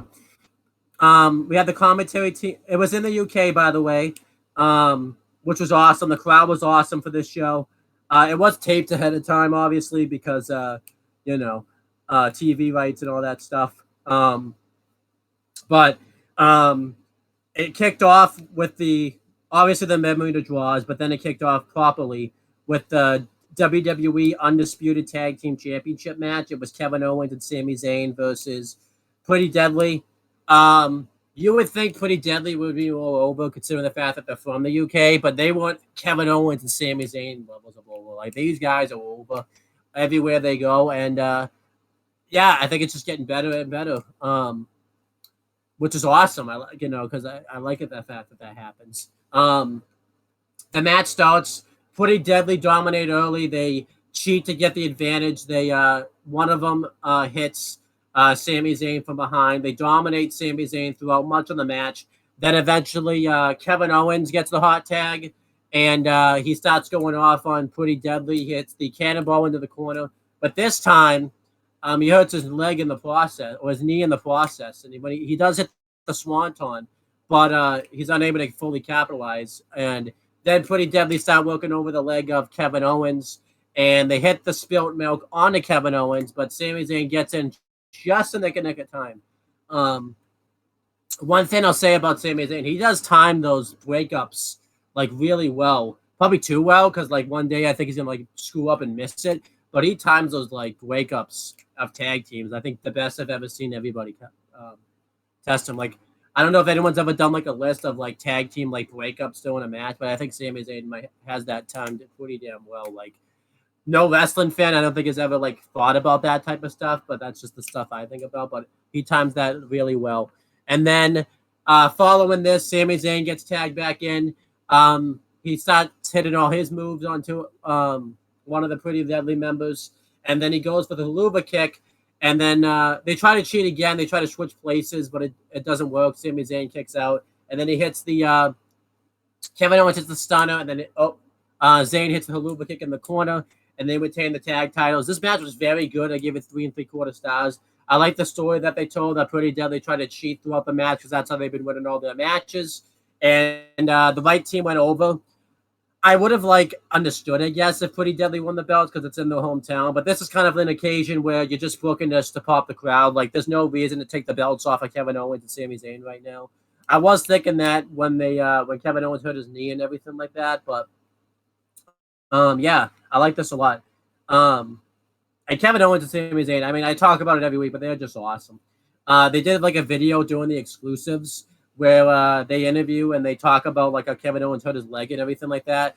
Then they get asked if they're going to watch the Bloodline thing, and Kevin Owens just got so annoyed, and Sami Zayn said he's going to talk about him, and he says he's going to be watching, and Kevin Owens I'm probably going to watch, but I'm not going to like it. So it's oh, that was awesome. These guys are awesome. Any era you put these guys in, like I've said before, they're fucking stars. They're fucking legit. And again, the sooner people realize how fucking awesome these guys are, the sooner everyone's lives will just be happier. You just need to understand that they're awesome.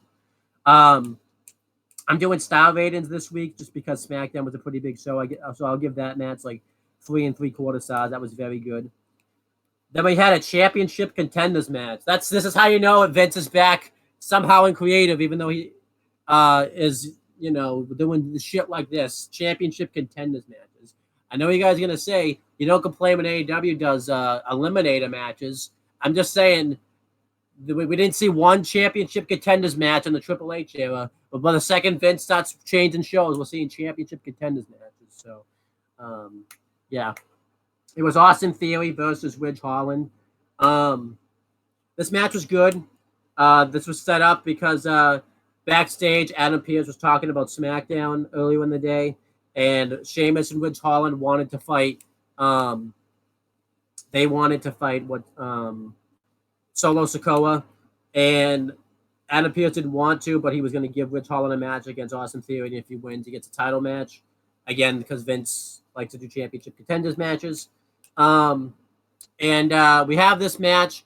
Ridge Holland hits a lot of offense in this match. He hits a really cool double underarm spinning overhead throw, and then eventually he throat thrusts Ridge Holland's throat, and then he hits the spin and drop kick, and he actually wins the match, which I thought made a lot of sense because Ridge Holland's still coming off the throat injury from the Samoan spike by Solo Sikoa last week, so I thought that made sense to do that. So I gave the match 3 stars. I thought this was good stuff. And then afterwards, Theory continuously beats down Ridge Holland, and then Sheamus runs out to make the save, and that's going to be a match next week now. So, but then Karrion Kross and Scarlett have a promo, and Karrion Kross basically challenges AJ Styles to a match next week. So, and later in the night, AJ Styles accepts. So, there you go. I just don't really know what to say about Karrion Kross anymore. It's really nothing to say. It's also awesome Bloodline Civil War video package. This was awesome. I loved it. It was really good. Then we had Bayley with Io Sky versus Shotzi. We have Shotzi wins. She takes Bayley's place in the Money in the Bank ladder match. This match was supposed to happen last week, but Vince rewrote the show, so instead it happened this week. At least I got to build the UK out of it, I guess. If you notice, this show was pretty much a mixture of last week's, what was supposed to be last week, and what we actually got this week. So it's really weird. Pretty good match here. I thought it was solid. I thought Shotzi looked a bit botchy in the match, looked fairly clumsy, but eventually the crowd was really into Bayley. So in a sense, I'm kind of happy Vince was Vince because even though Bayley would have been seen this week, I'm really happy that this match happened here instead because the UK crowd just loves Bayley. They do the typical stuff where they said, "Hey, we want some beer. Hey, Bayley, won't you be my girl?" and all that type of stuff. I don't know what it is about the UK crowd, but they just love Bayley. And eventually, Io Sky interferes, and it leads to Bayley hitting the Rose Plant for the win. I'm really happy Bayley went over here. There's no need for Shotzi to be in the Money in the Bank match. It probably would have made sense for Io to inadvertently cost Bayley the match, but go watch the Women's Money in the Bank last year. Shotzi does not need to be in it this year. I give the match like 3 1/4 stars. I give it an extra quarter for the fact that Shotzi didn't win. So then afterwards, Damon Control is backstage, and they get attacked by Shotzi, but they double team her and they double suplex her onto a table and they cut her hair. So she's probably gonna come back with a haircut and everything like that. So that would be nice. So yeah, this probably means that none of them are winning Money in the Bank, but it is what it is. And then we have the Grayson Waller effect with Logan Paul. Another news thing is the reason Grayson Waller hasn't been wrestling is because his knee is injured. He injured his knee during the NXT title match with Carmelo Hayes, so that's why he hasn't been wrestling. So yeah, I don't know when he's going to be back. They didn't really give a timetable on that, but he's going to be out a while. So I'm happy they're finding a way to get him on TV. I imagine when it's time for him to return, he's going to say something that pisses somebody off, and it will lead to him attacking that person. And I don't really know who that could be because obviously I don't know the timetable of his return. If I'd like to think of who that I'd like it to be, if it's like by Royal Rumble or WrestleMania, I'd like it to be maybe like Bobby Lashley. I think that'd be nice, that'd be cool. But Logan Paul comes out and Logan Paul talks shit to the UK. The UK hates Logan Paul. They talk about how he's beaten all the champions and everything like that, and talked about how it's a dream for him to win a championship, so winning the Money in the Bank is a good step to that. However, he might just keep the briefcase all to himself and never want to cash in, which I don't think he's going to do that, but that'd be funny. And then he gets interrupted by L.A. Knight. Yeah. And they actually played up to the fact that L.A. Knight was a babyface this week. I think because he was talking to Logan Paul. But, yeah, he was actually like acting like a babyface this time. I don't think he's going to stick that way. I think he's still going to be a heel. But honestly, if you're ever going to turn him, like, this was the time. This is the time. Like, this dude is over. Like, everyone loves this guy. And I think, he's really over. And if he's not winning Money in the Bank, I'm okay with him not winning if it means it's becoming a babyface and he like feuds with Logan Paul or feuds with even Austin Theory for the U.S. title. So he should win Money in the Bank though. Yeah, he cuts a promo on Logan Paul talking about he's a big megastar while Logan Paul is just a YouTube star that's gone into this business. And Logan Paul throws shade at him, talking about he's this big megastar, but yeah, he had a very underwhelming wrestling career before this. And when he was brought onto the main roster, he was just a manager. And LA Knight, kind of throws jabs at him, says that he's going to win the Money in the Bank briefcase. And then Santos Escobar comes out and says that he needs to win the Money in the Bank briefcase. Pete Dunne comes out and he just destroys Logan Paul, just beats the shit out of him. I actually want to see Pete Dunne versus Logan Paul. I know a lot of people wouldn't want to see that, but I think that'd be awesome. And it leads to a triple threat match. It's LA Knight versus Pete Dunne versus Santos Escobar. Really good triple threat match here. I assume they were probably going to have a better match the previous week, just because I feel like this match was cut for time because Vince vinced it. But to be honest, at least the one good thing I can say about Vince rewriting the show last week, the last minute, is they got to wrestle in front of the UK crowd, and the UK crowd loved LA Knight. They hated Logan Paul too. Anytime something happened to him or he did something, they booed the crap out of him. And eventually, Pete Dunne hit the bitter end on Santos Escobar for the win. I think LA Knight probably should have won this, but Pete Dunne was in his hometown, and I do have a tendency to complain when a wrestler doesn't win in the hometown, so I feel like if I don't say anything, he had to be a hypocrite. And I actually like that Pete Dunne got the win here. It was pretty damn dope. Afterwards, he grabs a ladder and he goes to grab the men's Money in the Bank briefcase. And everybody kind of has an impromptu Money in the Bank ladder match here where Logan Paul tips it over, and then LA Knight and Logan Paul go at it. And then eventually, although it was reversed, it was LA Knight tipped it over, and Logan Paul and LA Knight went at it. And then Pete Dunne laid out everybody. He grabbed the briefcase himself. So I liked this, that Pete Dunne got to stand tall in front of the UK, because everyone likes Pete Dunne because he made his name in the UK. I mean, they built a brand around him, for Pete's sakes. So this was awesome.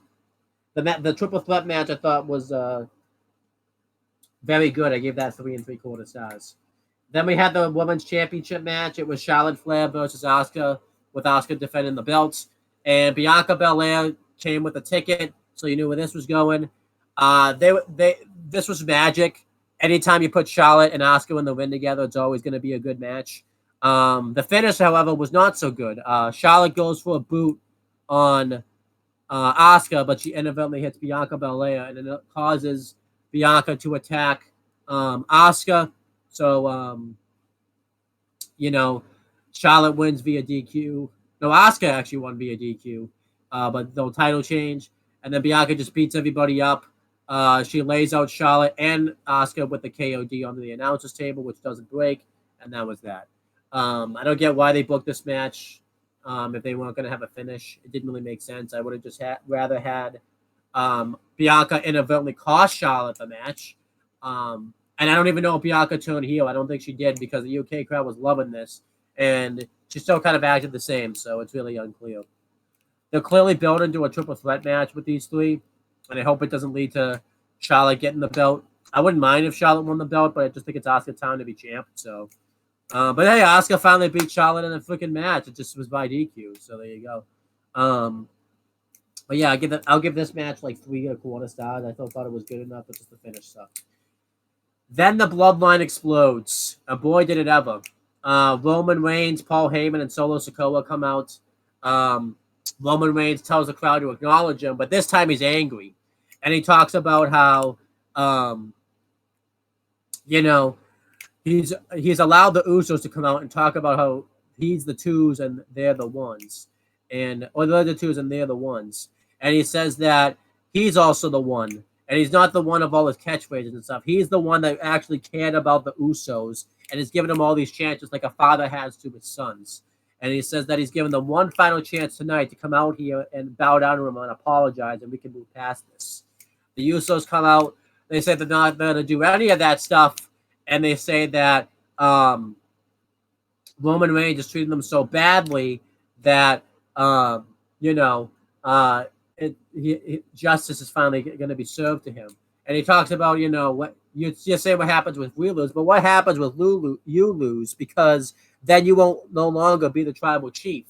And they talk about how they don't even want to be the tribal chief. And if they don't want to be the tribal chief, that means only one guy can be the tribal chief.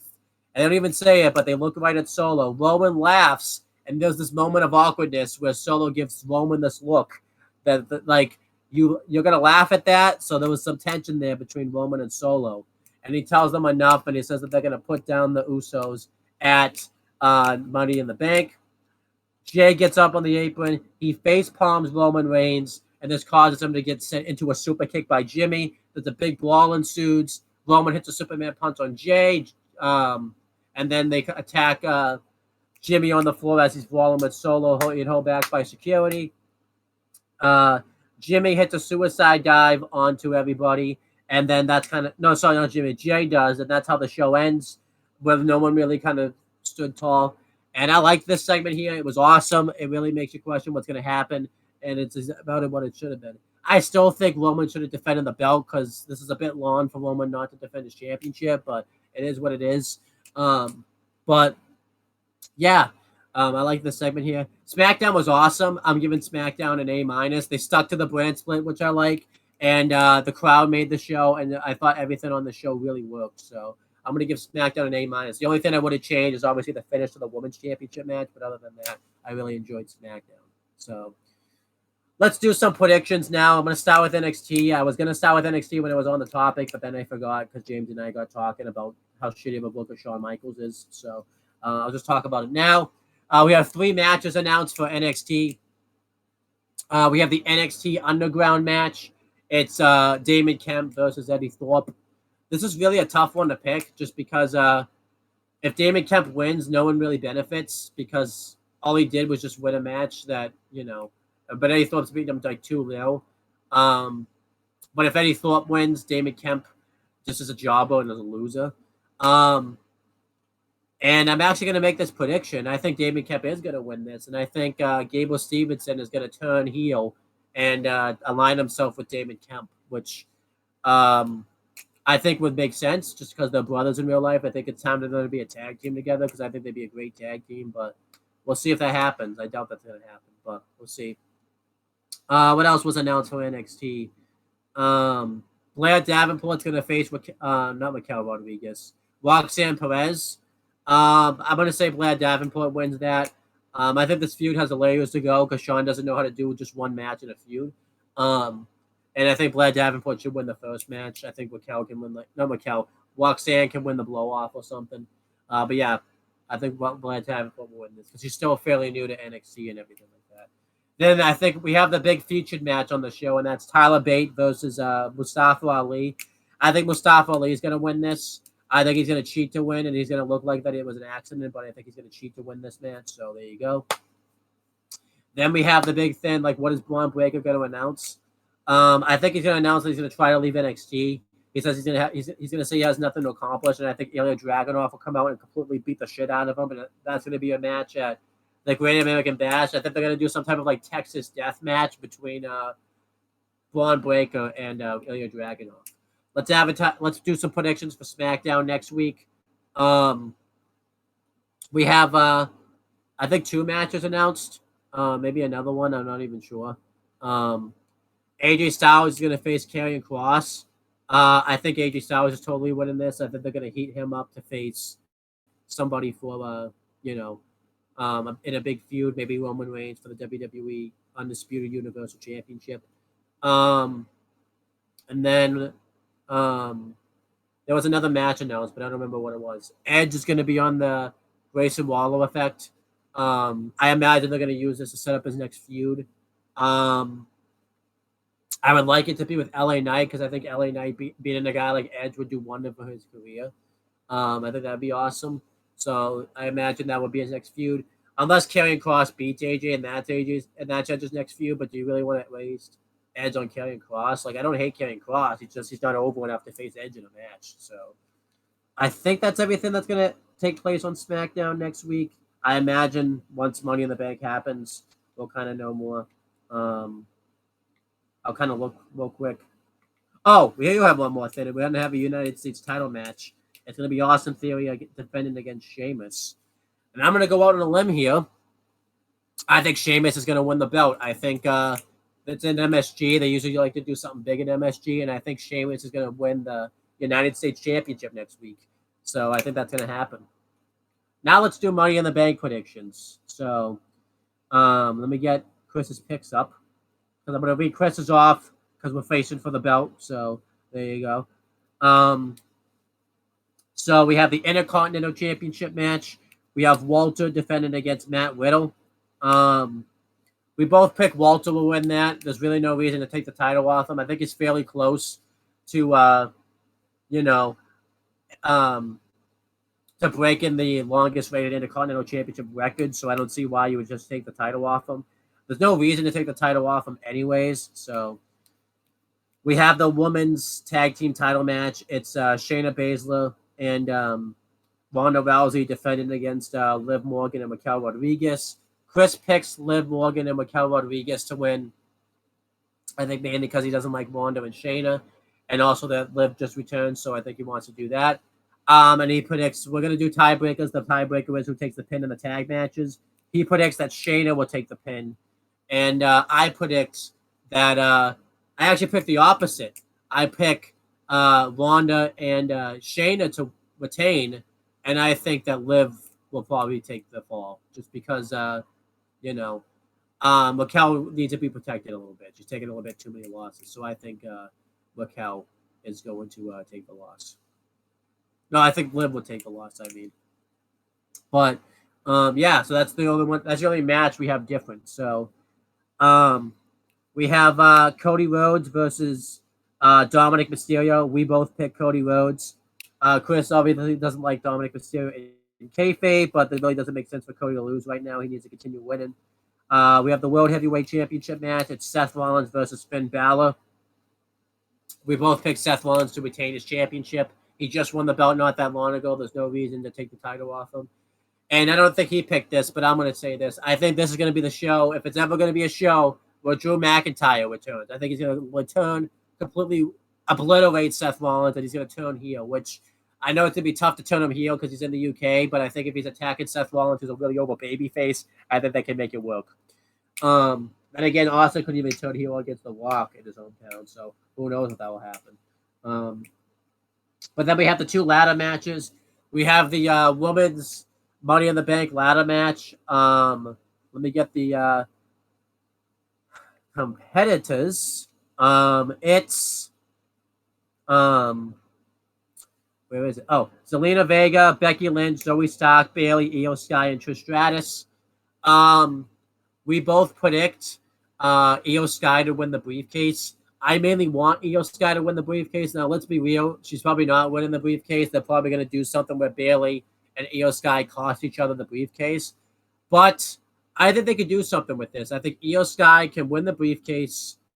It's not like she has to cash in anytime soon. They could do a feud with Io Sky and Bayley where they have a match for the briefcase. And Io Sky wins the match and keeps the briefcase, and she just holds on to the briefcase for a while. I imagine they'll have Bayley stay heel and Io Sky go face. And that's like an easy thing. Like you can have Io Sky cash in on Rhea, or you can have a cash in on Asuka. And obviously the Asuka match I would like because we need that match like soon. I mean, if you take out everybody else, Becky Lynch doesn't need to win the briefcase. She has the ability to just challenge for the belt. But I think she could just win a number one contenders match. Zelina Vega would be nice, but I just don't see her winning the briefcase. I think she's over enough where she could just win a number one contenders match also. There's no need for Bayley to win it. She's won it before, and there's no need for her to win it again. I really don't want Trish and Zoe Stark to win it. I feel like they're gonna get stupid and give it to Zoe Stark, but there's just no reason for that to happen. I really don't want Trish to win it. There's no reason she should win it. She shouldn't even be in the fucking match, but that's gonna happen. Then we have the matches that the two matches that possibly could main event.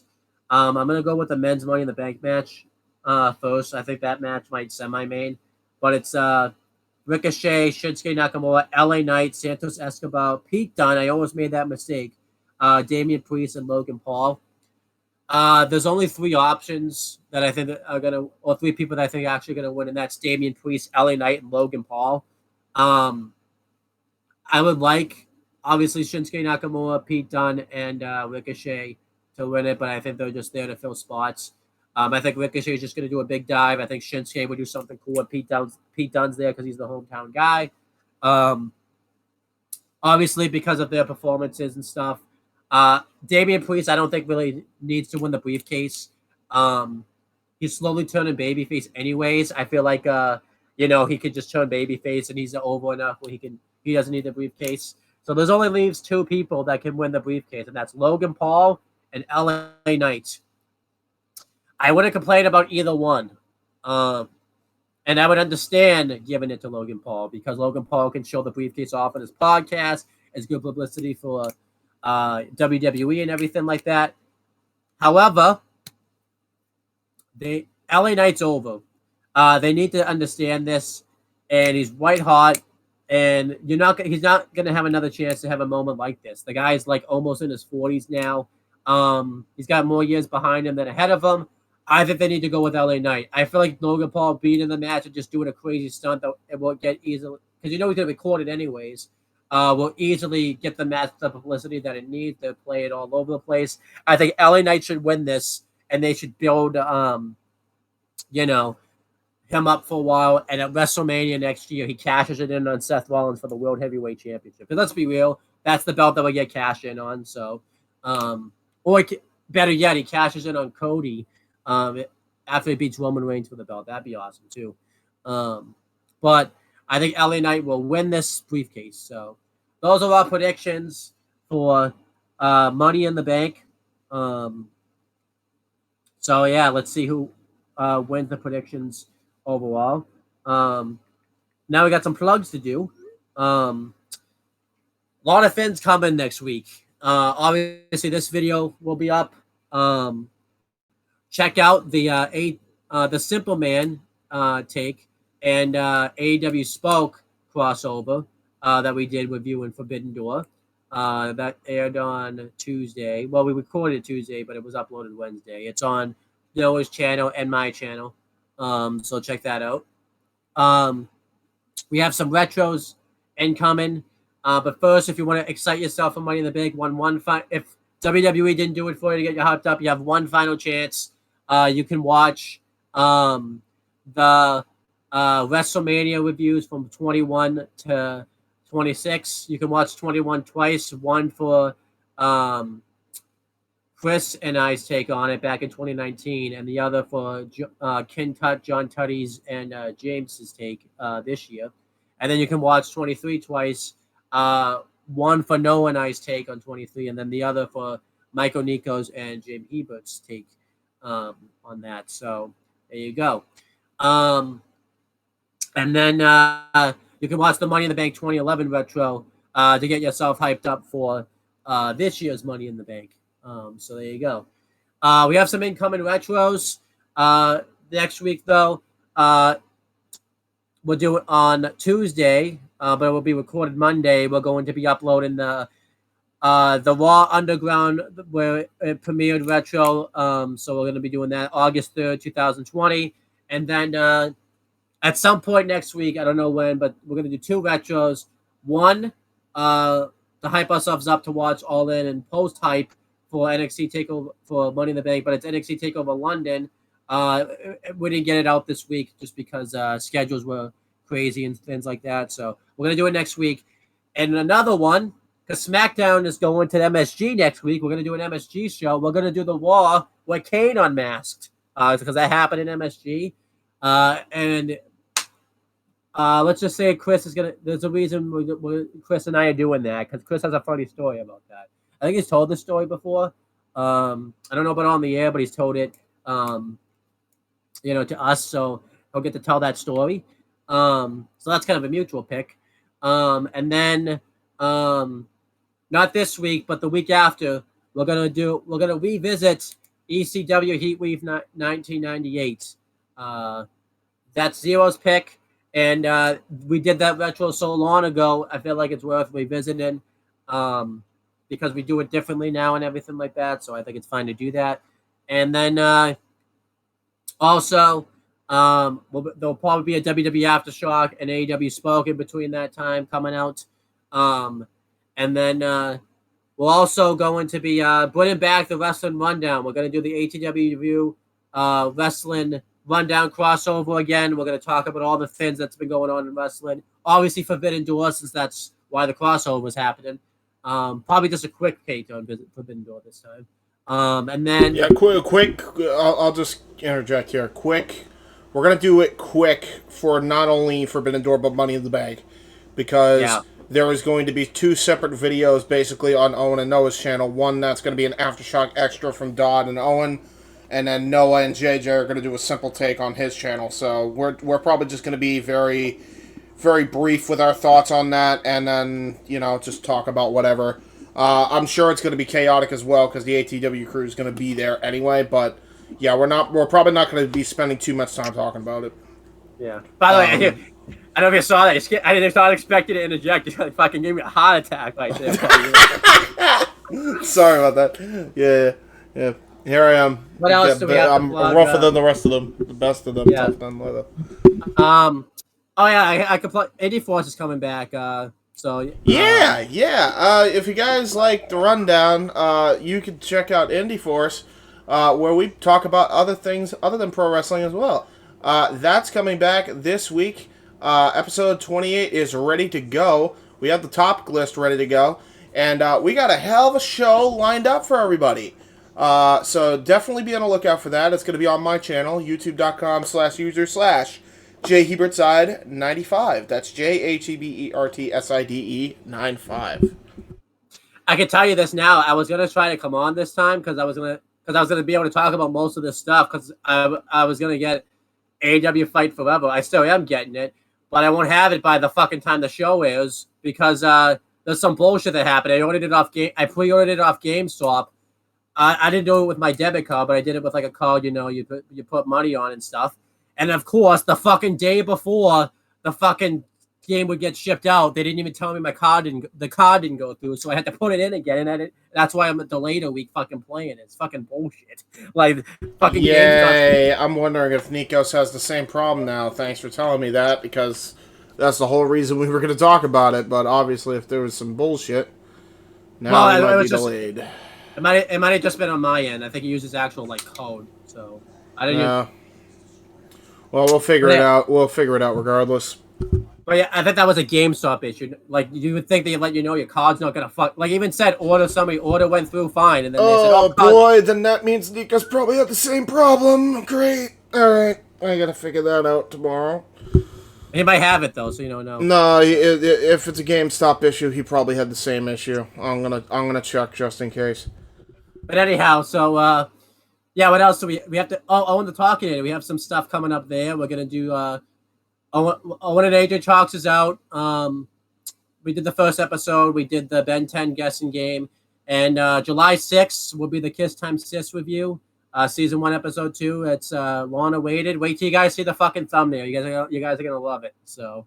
Yeah, the thumbnail's already there. Thumbnail's there for you all to see right now. I also want to add, as far as stuff upcoming for FTW Productions, well, we have a new show debuting on a Simple Man's brand coming up soon. That is going to involve Casey Gallagher, Firelord Kuzon, and the host himself, Noah Foster. It's going to be called Simple Bracketology, covering all things Japanese pro wrestling. So that's essentially what they're doing.